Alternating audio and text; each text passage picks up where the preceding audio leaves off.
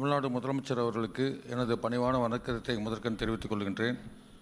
மேலும் இந்த நிகழ்ச்சியில் பங்கேற்றுள்ள மாண்புமிகு தொழிலாளர் நலத்துறை அமைச்சர் அவர்களையும், மாண்புமிகு இந்து சமய மற்றும் அறநிலைத்துறை அமைச்சர் அவர்களையும், மரியாதைக்குரிய தலைமை செயலாளர் அவர்களையும், இந்து சமய அறநிலைத்துறை ஆணையர், கூடுதல் ஆணையர் உள்ளிட்ட அலுவலர்களையும் துறையின் சார்பிலே நான் அன்போடு வரவேற்கின்றேன்.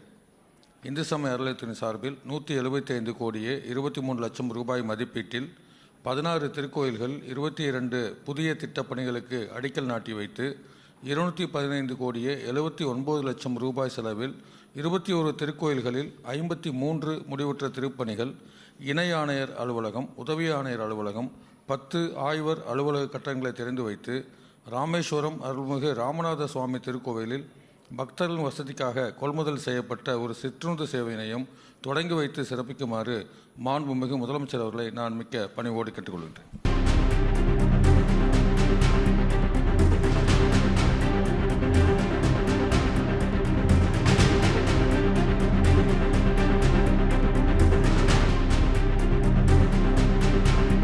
மாண்புமிகு தமிழ்நாடு முதலமைச்சர் அவர்களுக்கு எனது பணிவான வணக்கத்தை தெரிவித்துக் கொள்கிறேன்.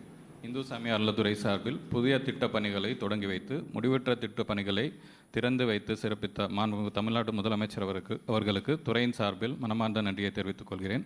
மேலும் இந்நிகழ்ச்சியில் பங்கேற்று சிறப்பித்துள்ள மாண்புமிகு தொழிலாளர் நலத்துறை அமைச்சர் அவர்களுக்கும், இந்து சமய அறநிலையத்துறை அமைச்சர் அவர்களுக்கும், மதிப்பிற்குரிய தலைமை செயலாளர் அவர்களுக்கும், துறை அலுவலருக்கும் மனமார்ந்த நன்றியை தெரிவித்துக் கொள்கிறேன். நன்றி, வணக்கம்.